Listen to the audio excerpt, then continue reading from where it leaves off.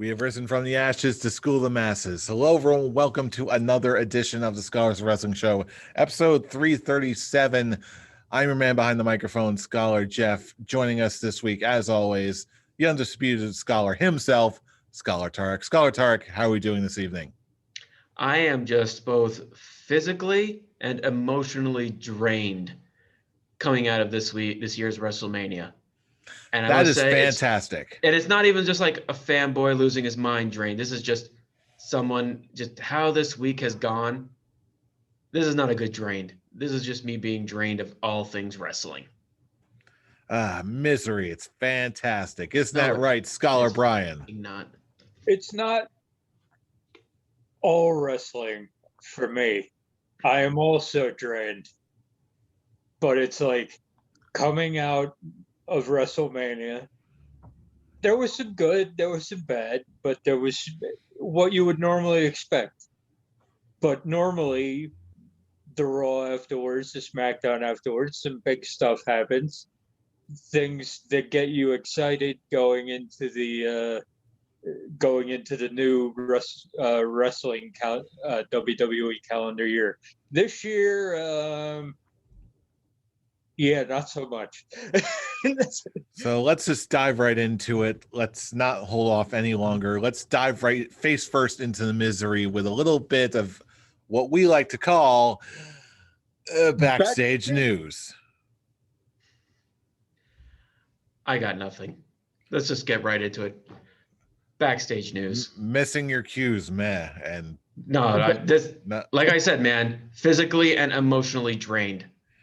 It is literally this company just completely like just beating me down to the point where what I'm gonna have to say later may shock both of you. This company makes people not even care that they missed their cues. That's it. Yeah, for a little bit of context, and in case you haven't seen the thumbnail, there were quite a lot of releases from WWE around the same exact time last year. It is the exact day right? Last year.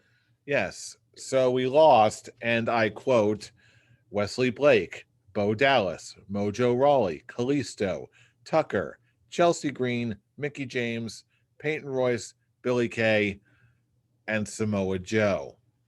Who would like to kick us off? When it comes to these cuts, when you look at the list, some of them kind of make sense. I mean, when was the last time you've seen some of these wrestlers on TV that is not involved with the 24/7 championship?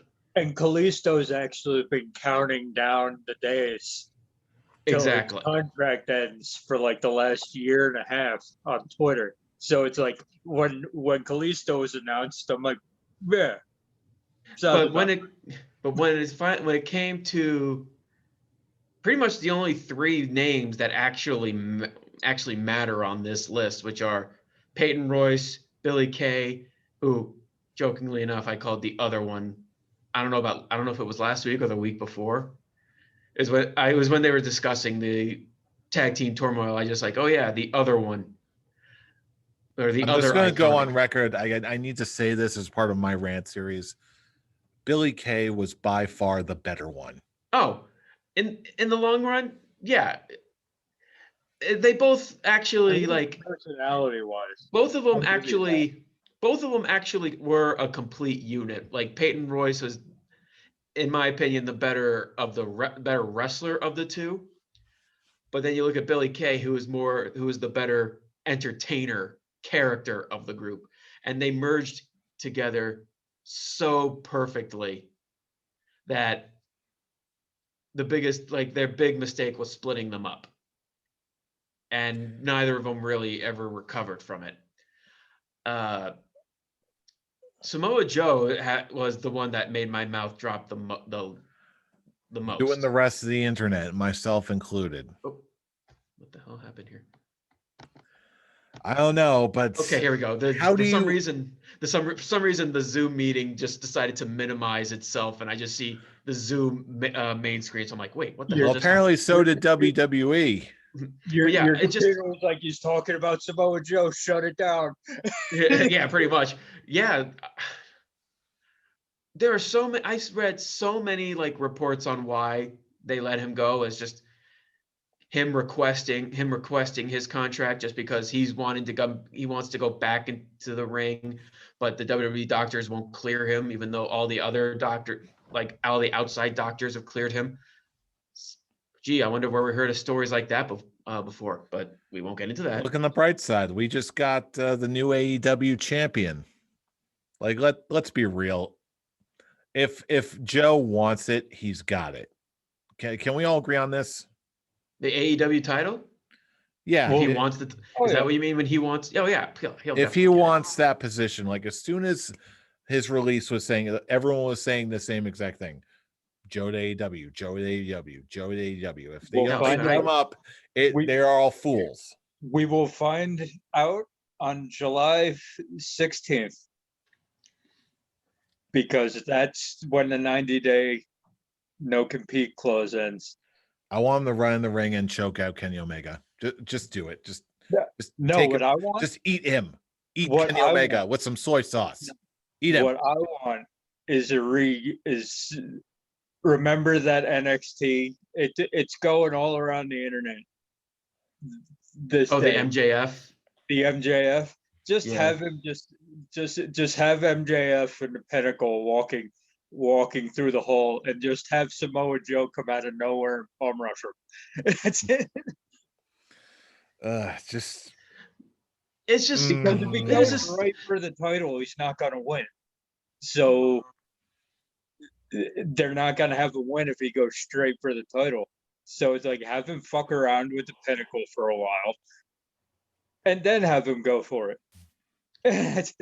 like it's just you would think out of all the people that WWE would try their damnedest to keep, it would be Samoa Joe, because similar to CM Punk, which makes even the Twitter back and forth between the two even more hilarious, you can put him anywhere and he basically makes gold out of shit.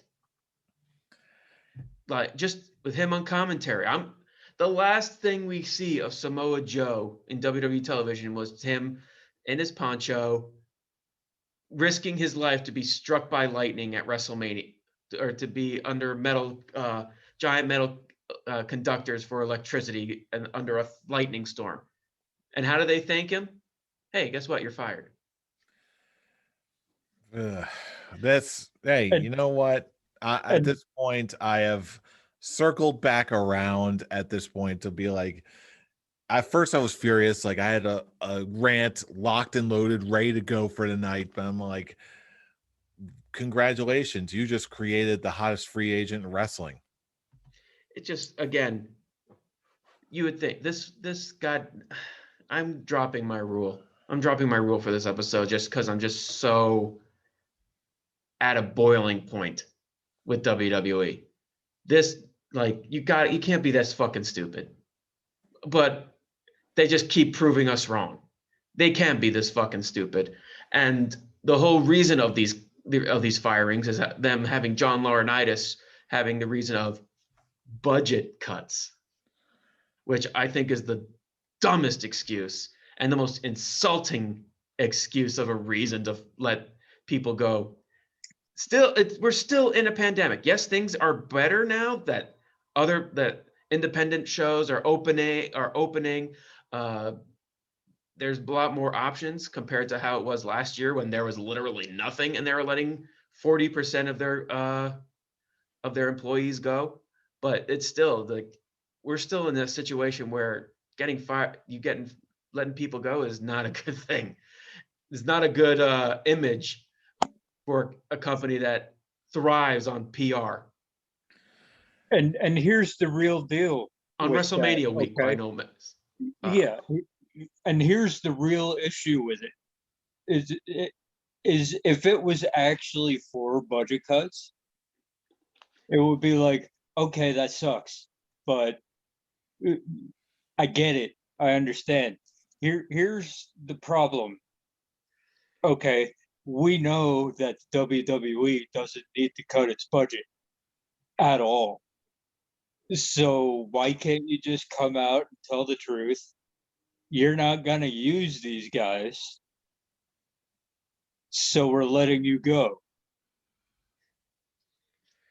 And not only that, Stop trying to apparently they lied to everybody. Say, oh, we're not releasing anybody. We're not releasing anybody. Oh, guess what? You're released. Yeah, it's like stop trying to bullshit everyone around you.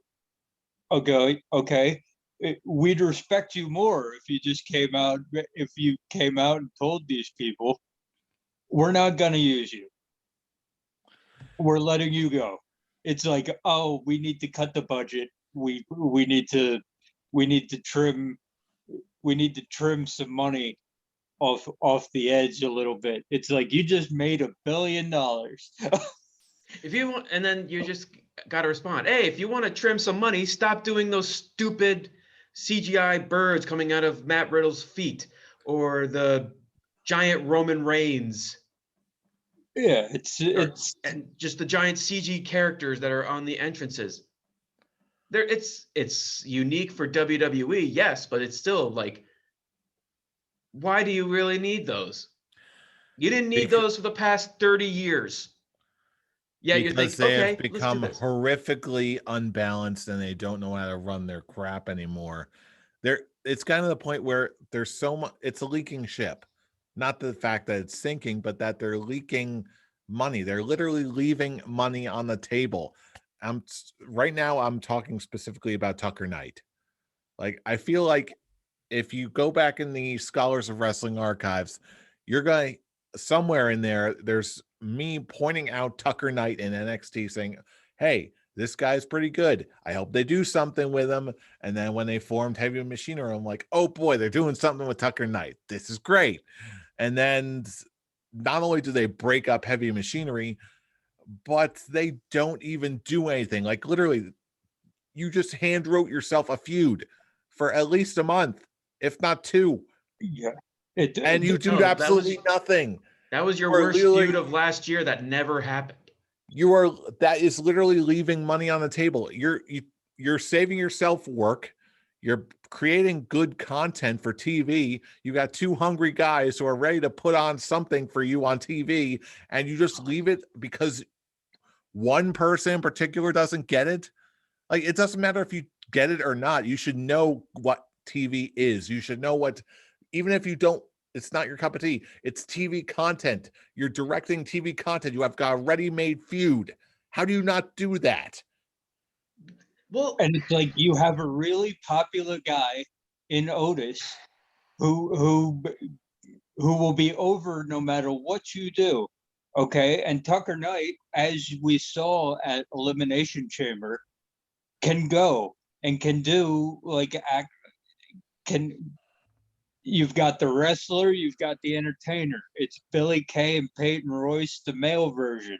Okay. Oh, that drives me up a wall too, especially when those rumored comments about Kevin Dunn came out about not getting Billy Kay. Oh, this fucking guy.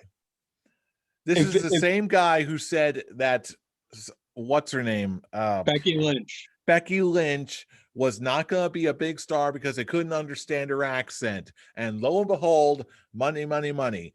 Now, where are you? Like, seriously, what does this man bring to what does Kevin Dunn bring to the table that no one else does? Production experience? All those camera cuts? Come on. All those zooming in and out while people are beating each other. I literally have a degree in this shit. I can literally go in there and do his job better than he can. Mark my words. I can do that job better than he can. I may not have his experience, but you know what? Your experience doesn't amount for shit now, does it? I didn't think I was going to have a rant in me tonight, but here we are. Lo and behold. Man, a part of me didn't even want to record because I just don't want to talk about WWE. Just honestly, me too. But you know what? I gotta plant my flag in this. I am a guy who for the past I've been a wrestling fan for almost 20 years. I have defended WWF, WWE for so goddamn long. And the second that they announced that they are taking Paul Heyman off head control of head creative on Raw and giving full SmackDown and Raw creative control to Bruce Pritchard, I said, it's going to fall apart really big. We're going to get crap television. It is now to the point where I do not want to watch Raw anymore. I still have some things on SmackDown that I like, but I still get to that. I can get to that later because I still have something to say. But Raw has become the most unbearable thing to watch. That when I'm watching NXT, which is run by completely different, like a completely different creative and production, it is the most enjoyable thing that I want.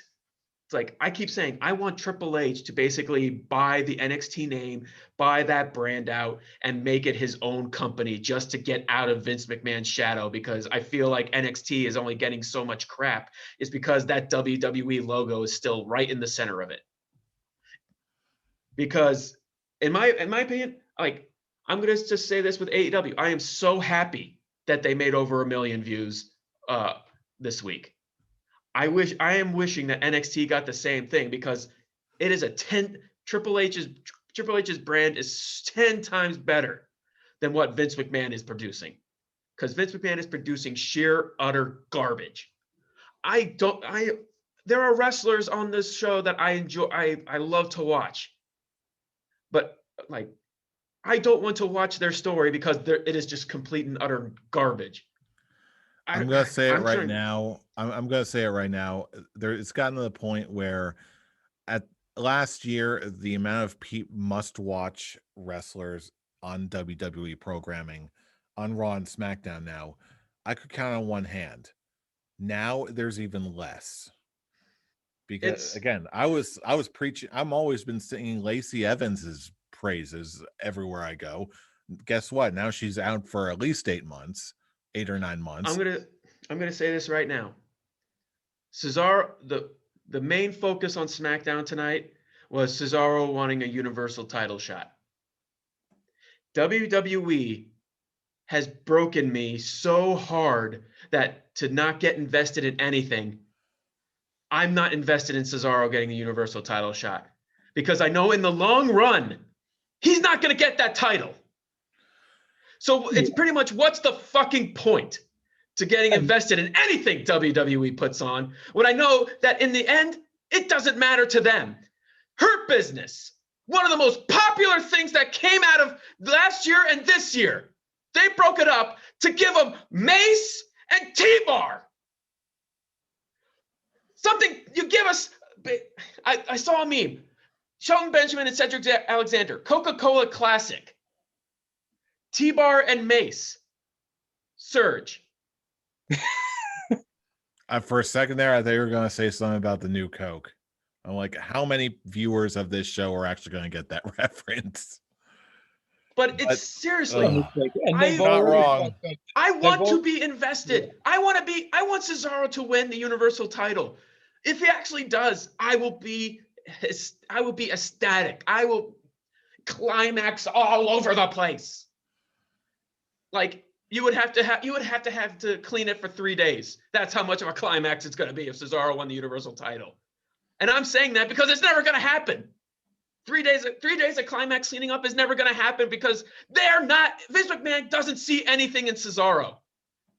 Hell, they pretty much proved that whole thing on SmackDown itself. Cesaro wanted to cut a promo and Roman just walked out and then gave him to Jey Uso, basically gave him the lackey, which they wouldn't even let him beat the lackey because they had to continue an unnecessary feud with Seth Rollins, even though they ended it at Mania. Why bother getting invested in anything WWE puts on that's not under NXT?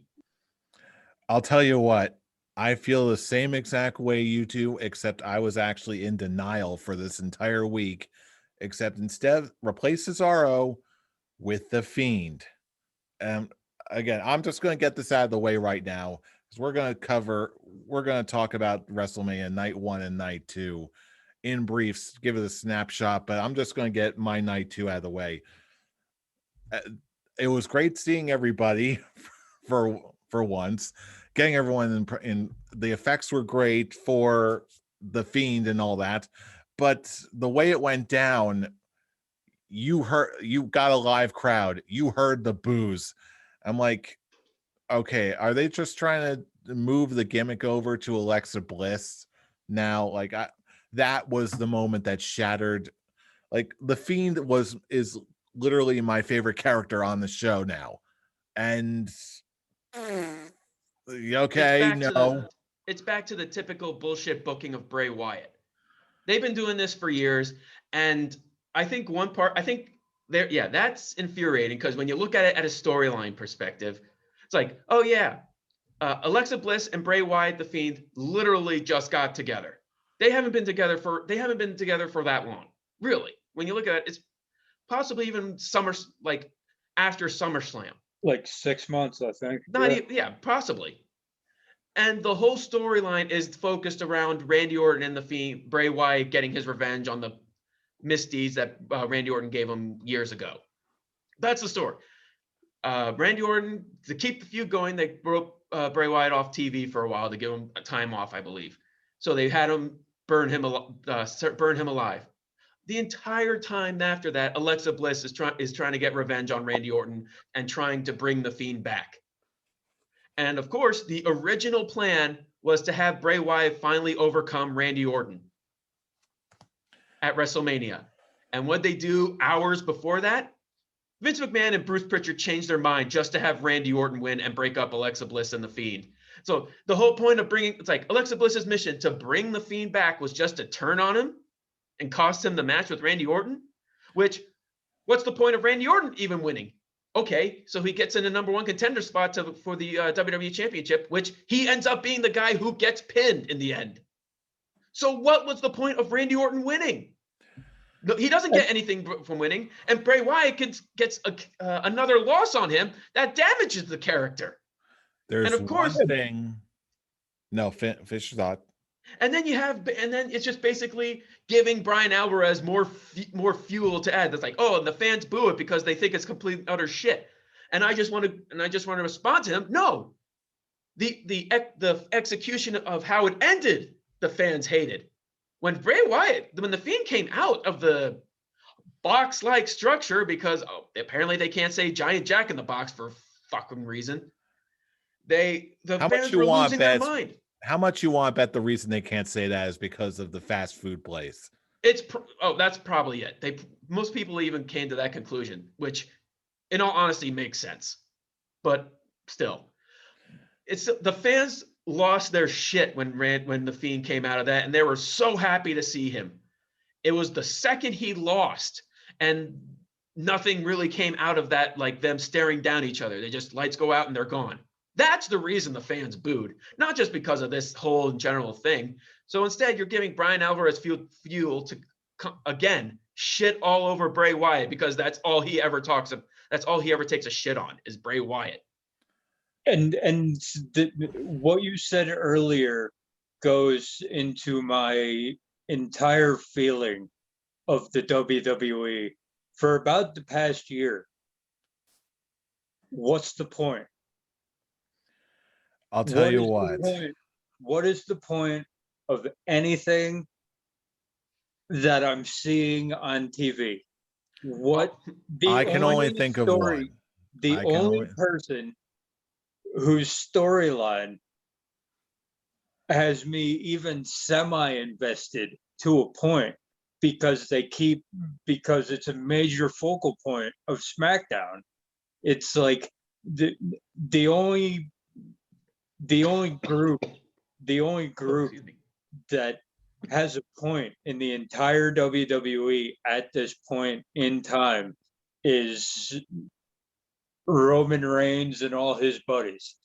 That's the only thing that that comes on my screen where I'm not. What's the point of this? Why are we here? It's funny. What's the point? Here, I give you one answer, and that continues my Bray Wyatt, Randy Orton thing. And that's Bruce Pritchard and Vince McMahon's reaction to it. They loved it. They were laughing at it after it happened. They didn't care that the fans were booing it like mad, probably chanting bullshit during the commercial or saying this is shit, which is probably what happened. This is bullshit. Because I would have chanted that if I was at Mania. But in the end, it's all for Vince and Bruce Pritchard. I only have one thing to say and one thing to say only, and then I'm out as far as this is concerned.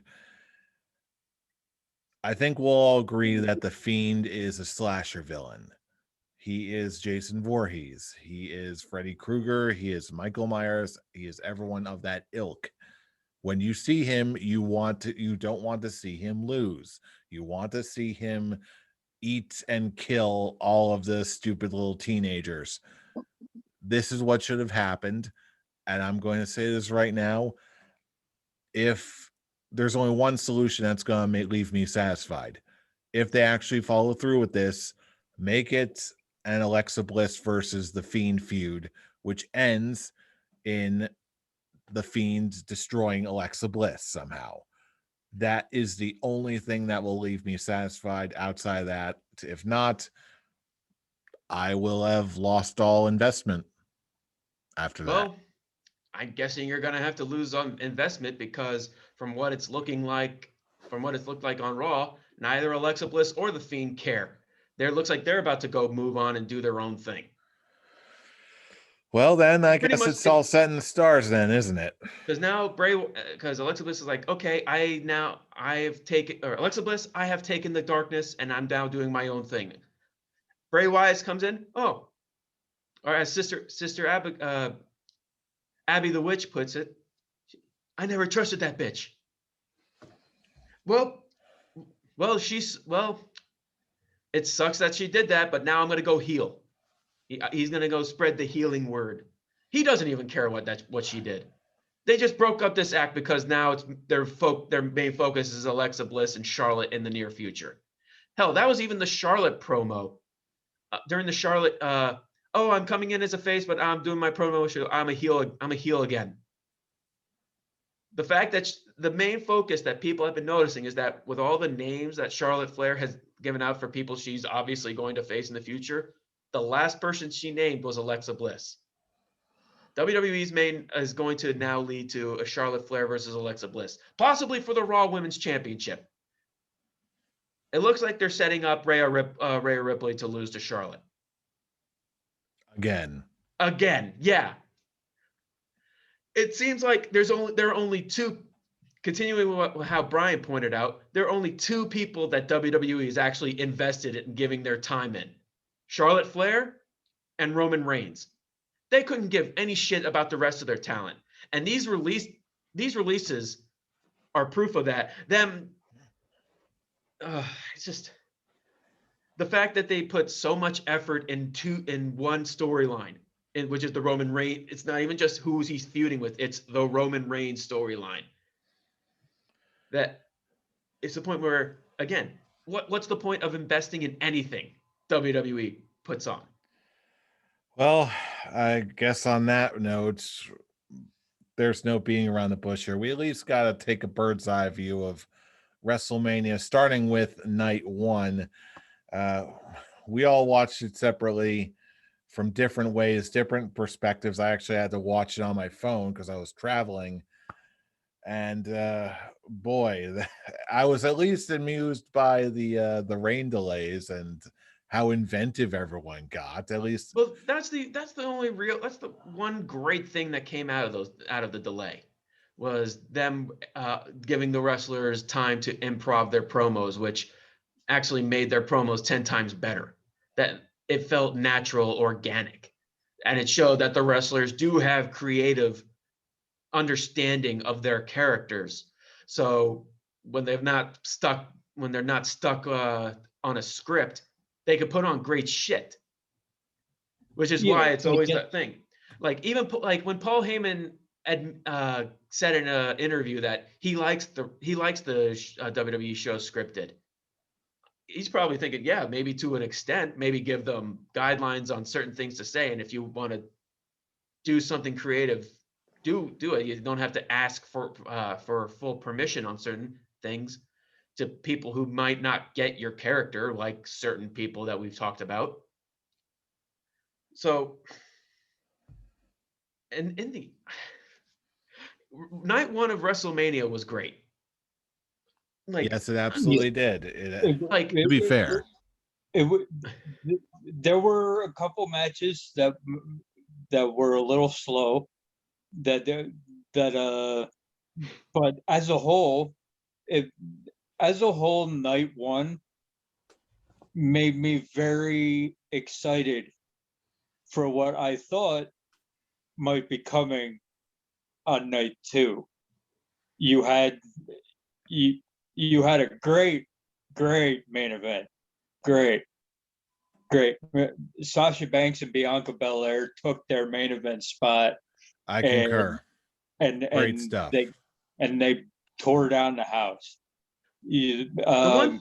I'll just say the one thing that made the Bianca Belair Sasha Banks great, like full package, was, well, one thing, you have the opening package that focused on Sasha Banks versus Bianca Belair. They didn't put any indication on the build to it, which is the best thing you can do, because the build to WrestleMania was Reginald.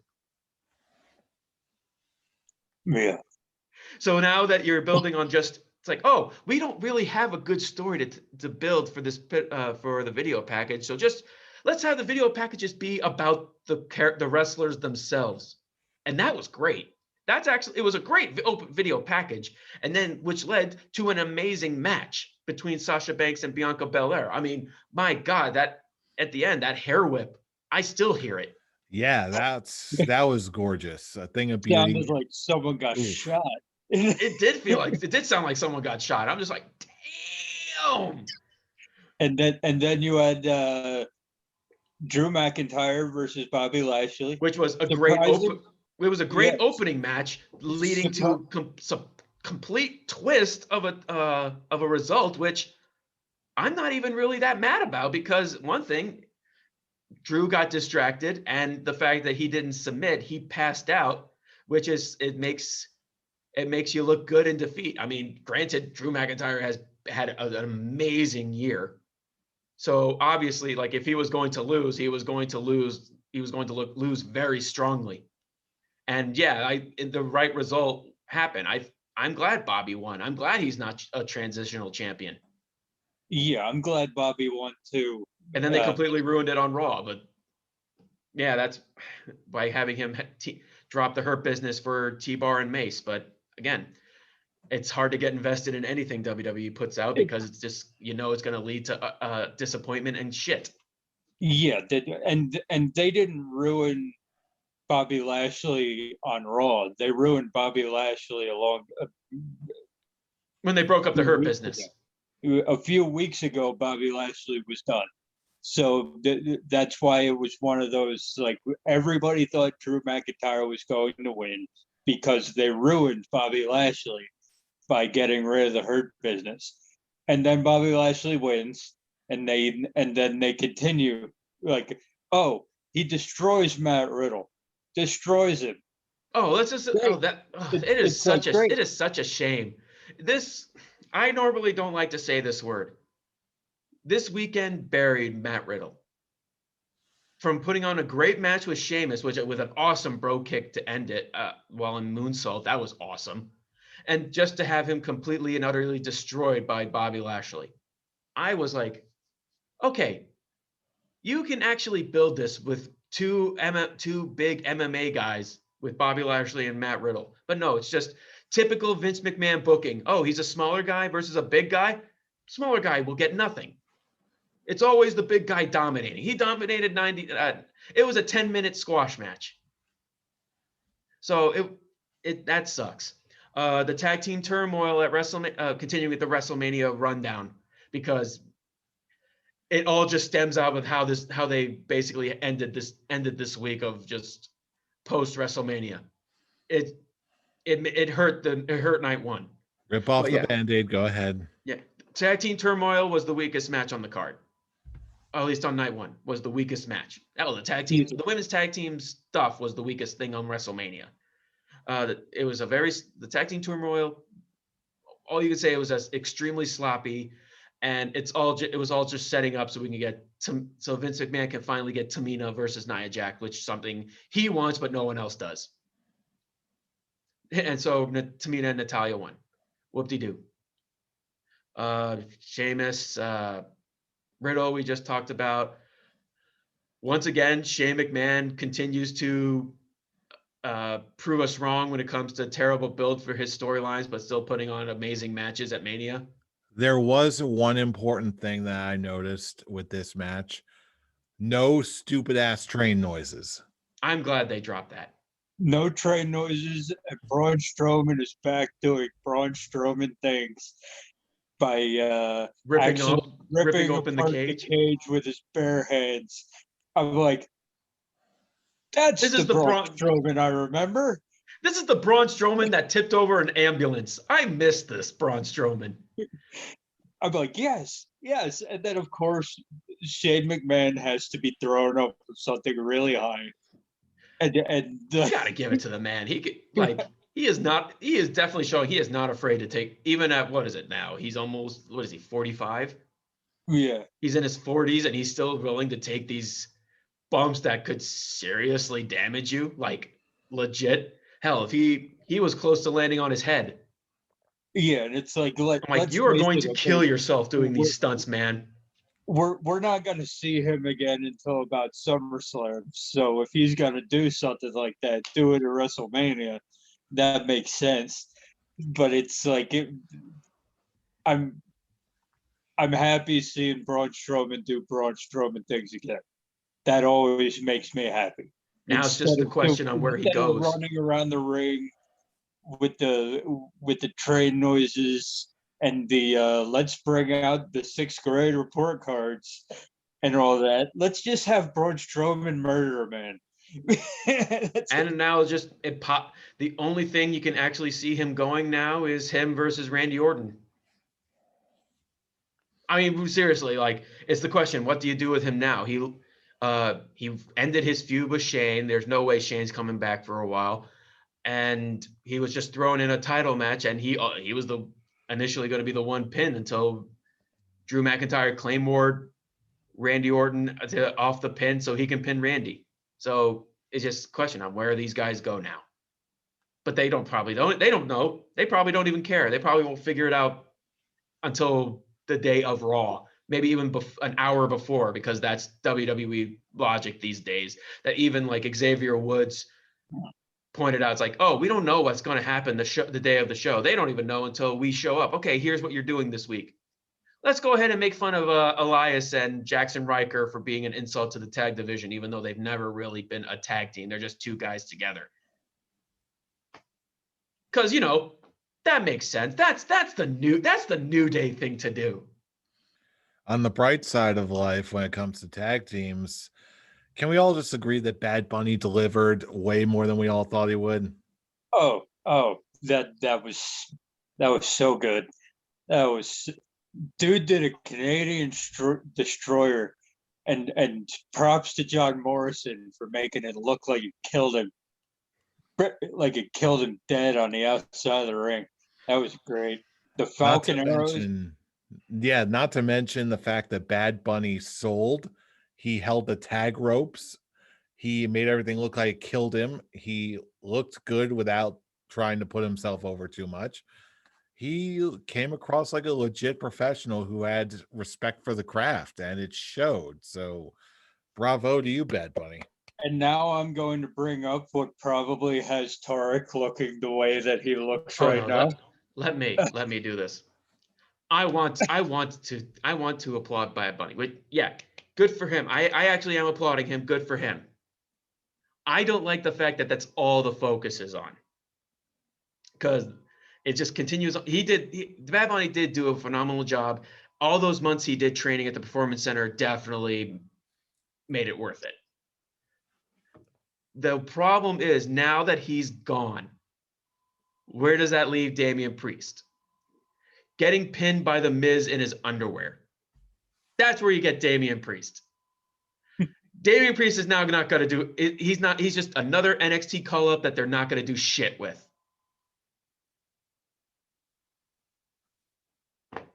I hate to be that negative guy, but it's just that WWE is producing this. They are giving this on live television.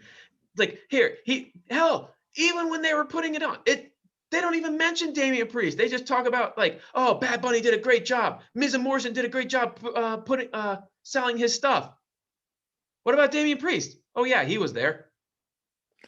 Yeah, truth be told, again, I thought Damian Priest was just okay, but even in NXT, I was not a real huge fan of Damian Priest right from the get-go. So it's like, but the idea of what they were doing, teaming him with Bad Bunny, is now completely out the window because Bad Bunny is gone doing his tours now, and they had no plans for Damian Priest afterwards. So it's now just another NXT guy that is made to look like a complete and utter idiot and fool to be pinned by a guy who wasn't even prepared for a match, and he got pinned in his underwear.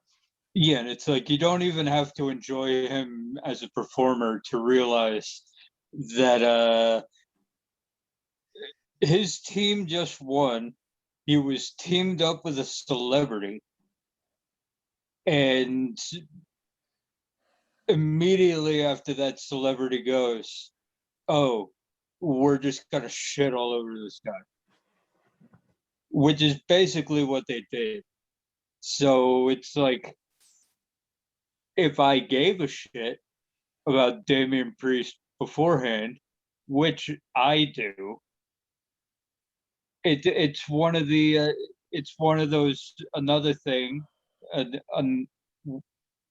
another case of Tarek's. Why am I invested in anything that the WWE puts on? You bring up a guy, you give him a prime spot on a WrestleMania card. They do great, and the person who gets all the props leaves, and the guy who is also on the team gets shit on. That's the WWE way. Hell, even like the Miz and like even before the match itself, the promos, Miz and Morrison was putting over Bad Bunny, and then Damian Priest goes out and they shit all over him, and now they pin him afterwards, just basically proving them right. That he's now just another guy that is nothing without Bad Bunny, and they're just proving it. So whatever push that Damian Priest had is out the window now. Because terrible WWE booking, terrible Bruce Pritchard, Vince McMahon booking. It will probably be a whole lot better once they're gone. guaranteed. But I don't even know if the company can even survive that long if they put this bullshit on our TV and expect us to keep going. I'm like now wanting to just people stop giving Vince McMahon the pleasure. Give it all to Triple H and NXT. They deserve more than just 800,000 views. They deserve to be over 1 million views, and it's supposed to be the other way around. Raw needs to go, like how Vince McMahon and Bruce Pritchard need to go in order for this company to survive. At least if they want terrible. their booking to make any logical sense, because again, at least for some of the other matches on the weekend, again, Kevin Owens and Sami Zayn was pretty good, and we got to see Logan Paul get stunned, and I don't like that guy. So he sold it well. Yay. We got to give it. He sold the stunner well. He sold it well, and Kevin Owens versus Sami Zayn is just, they know each other so well. They're willing to beat the shit out of each other for our entertainment. And on a night 2 that was lukewarm at best, Kevin Owens versus Sami Zayn was definitely a high point.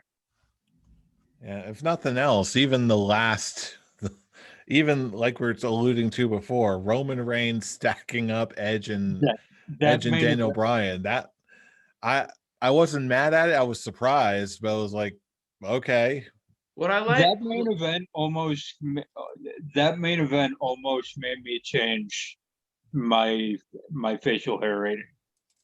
Almost made me bring it up, but because it was that good, just the story and everything around it, and even the match itself, And the subtle things that they did on that, like people pointed out the fact that when Roman Reigns was in the submission, the double submission hold, he tapped. If you actually look at it, he tapped out for both Daniel Bryan and Edge. And the fact that no one else saw it just is like, oh, only he knew. And I'm like, oh, did that really happen? So I watched that. I watched that again. Yeah, he did legit tap out. So it basically, it was good making Edge and Daniel Bryan look strong in defeat, but it's still just the whole thing was like, and then Roman also wins, LOL. You got the new you got the spot which I never saw before. Like, it's like, I've seen the double submission. I've seen that. It's a good spot. Seen it before or whatever. Haven't seen it like that. The dueling headbutts is what Stop put it. it. No, you stop it. Ugh. You stop Yeah. it. Ugh. You stop it. Ugh. It's That's pretty much what it was. Yeah, I've seen the double submission, but I've never seen the I've never seen the dueling headbutts part of it. So it's like, I like the new wrinkle to this. I like the new wrinkles that they added in. I like the fact that I'm not sure that Daniel Bryan and Edge should be taking concertos. But if you're gonna do it, this is the match to do it in. I will say though, this is not just because he's interfering in Roman's matches now, and it's now becoming predictable. Now it's becoming predictable, but I think just now in general, I'm actually kind of sick of Jey Uso. A little bit. I'm not a big fan of his like angry yelling at the person character. But it's also the fact that it doesn't help that, when these guys get into the ring with him, that they're gonna win. Jey Uso is not in singles matches to win. Okay, so it's like, when he interferes and he does the angry Samoan man yelling at the competitor, that he's not going to come out on top.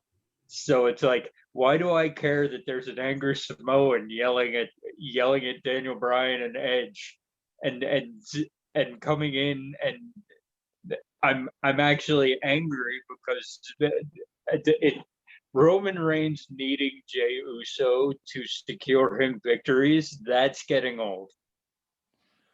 Okay, yeah, he stacked up Daniel Bryan and Edge, but he couldn't do it until Jey Uso came in and handled his business for him. I'm like, that's been the story since.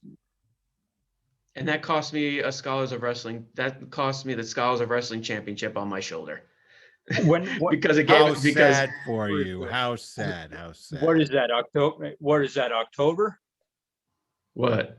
Since the Jey Uso and Roman Reigns feud ended, and Jey Uso went into, what was it, Hell in a Cell? So yeah, October.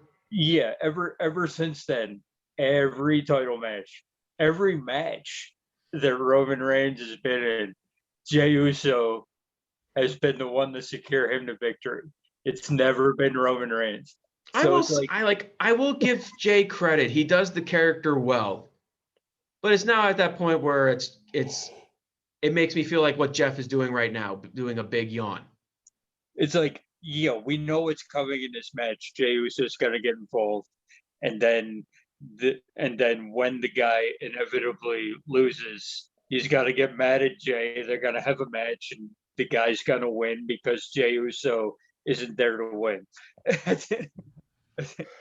So all that considered, I'm talking about yawning. Yeah, I know. Got anything else for us, fool? Made it your yawns are contagious, even through a computer screen, fool. Well, on that delightful note, that is the abbreviated version of the WrestleMania that was. So let's put a finer point on it. We were talking about beard ratings a minute ago. So what is your final scores for WrestleMania 37? I actually want to hear yours first, Fool. I'm actually Okay. intrigued. All right. I am going to, looking at the shows as a whole, there was plenty of good stuff here, but I feel like there were a lot of disappointments, far too many than there need to be at a WrestleMania. So I came close to giving this a 2 out of 5 peach fuzz, but I'm going to give it a 3 out of 5 classic goatee, but just barely. It's a very, very weak classic goatee, just because there were too many things that just didn't work from my perspective, and just opinion based only. The thing I wanted to see happen, just like a, a Fiend Monster Mash, ended up fizzling out, and it was so much of reactions of how do you screw that up, that it just didn't sit right with me. It just soured me on the whole thing. So 3 out of 5 classic goatee, not a bad score all things considered, but from WrestleMania I expect a hell of a lot more. It's pretty much the same boat for me. Night one was great. I enjoyed night one a lot. So if we were doing it on a night by night basis, I would give night one a full beard. But then comes the flip side, and night two was filled with those disappointments that Jeff was talking about. It's like you had some good stuff. You had the Rhea Ripley versus Asuka was good, not great, but it got the job done. It told the story it needed to tell, and it got Rhea Ripley as champion over. So it's like, okay, good stuff. Kevin Owens, Sami Zayn, and the aforementioned triple threat match. But okay, the rest of it was hit and miss.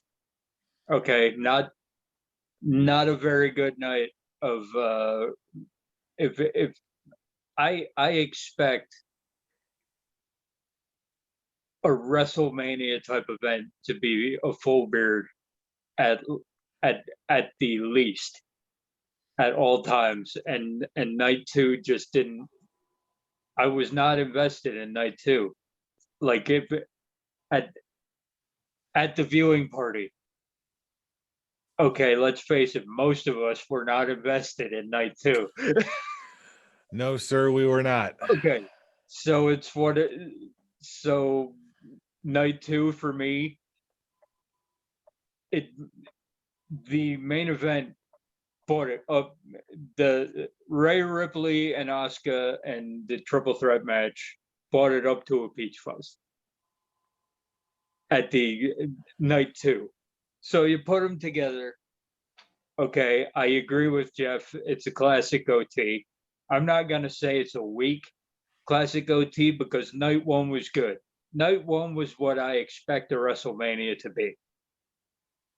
And so I'll give it props for that. But night two was weak. So I can't give it any better than a classic OT. And I'm not gonna go and say it's a weak classic OT though. And Fool, give us the legit stuff. What do you got? I'll start with this. When I was on my way over to your house to watch night 2 of WrestleMania, I was actually contemplating on us bringing back live reactions, bringing my laptop and just setting up the camera and just having us do live reactions for WrestleMania. And with what Brian said, no one was really paying attention to Mania. So I'm very glad I actually decided not to do that, not to have us bring back live reactions. Because yeah, I'm like gonna repeat what Brian said. Night one was very good.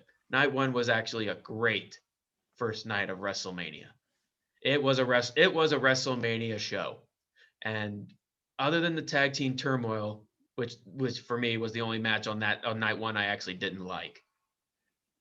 yeah, I was very happy with it. I gave night one a very high 4 out of 5. It was like borderline goat face. And then night two happened, and it was just constant disappointment after disappointment leading to complete anger. And yeah, at first I didn't like the how the main event went. But then rewatching it, I'm like, you know what? Maybe it was just because I was very critical on the rest of the show. I thought it's actually better than I gave it credit for when I first initially watched. So night two is still just constant frustration after frustration. I mean, they're hinting at the return of Becky Lynch just to give us the Bella Twins, and the booing from the audience again. I had totally forgotten about that. And the booing from the audience there, where they were expecting Becky, and you gave us the Bellas, is just complete and utter sign. With John Laurinaitis coming back, that the women's division is going to start reverting back to the Divas era than the women's wrestling era. Screw it. I'm switching my score. I'm going, instead of low goatee, I'm going like a 2.90. I'm going high peach fuzz. Screw it. Oh man, I just made WrestleMania worse for him. Yeah, you did, because you remind me that the Bellas exist. Go on. But yes, it is. Laugh it up, fuzzball.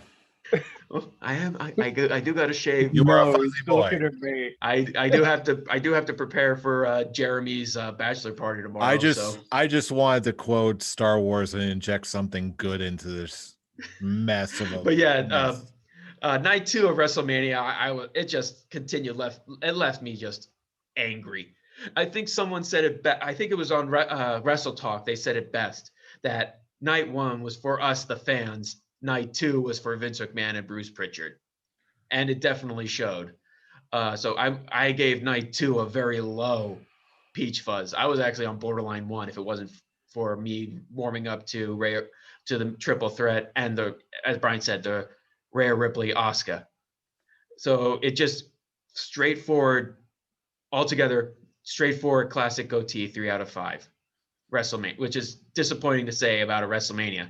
Hell, it's disappointing the fact that the fanless show last year was actually a better WrestleMania than this year with fans, and it's the disappointing knowing that the 2-night WrestleManias are over, and next year it's going to go back to the one night show. And you said this when I told you guys this, it's going to be an over 7-hour show. It's going to go back to how like 35 was, and 34 how it was. It's going to be a 6+ hour show next year.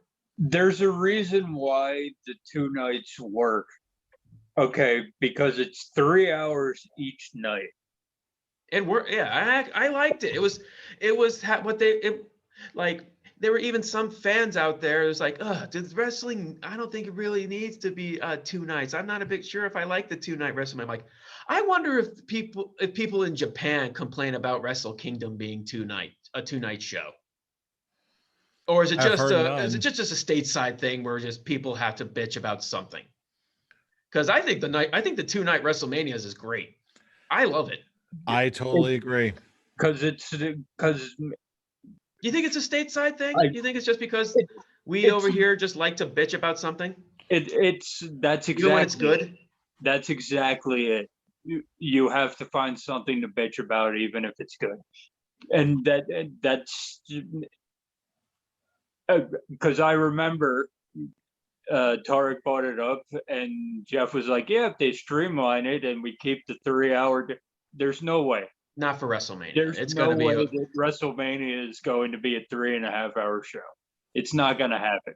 If they do it on one night, they're going to fit all this shit into one night. We're back to 6 hours. Back to 6 p.m. to midnight shows. Well, on that delightful note, that we've drank deep from the well of sadness and woe. I think this is the angriest episode we've ever done. Yeah, well, we end up the same way. We'll keep saying, okay, this is what we think. Well, you certainly found out what we think. Now we're turning it over to you. We want, you know what? Let's get more negative. Let's bring more negativity. Let's bring more anger. Let's bring the wrath. Let's double down. Let's turn it over to you, our wrestling listening, viewing, consuming audience. How disappointed are you? Tell us about your pain. Facebook comments, YouTube comments, all over the damn place, especially on the Twitter machines, because Lord knows that's a bastion of pain. Join us at Scholars OW. Follow us there for all the latest episode uploads every single week. Or if you just want to bitch at us in person, you can follow us on our personal Twitter accounts. Fool, where can they reach you? You can reach me at the Avataric. And Brian, where can they reach you?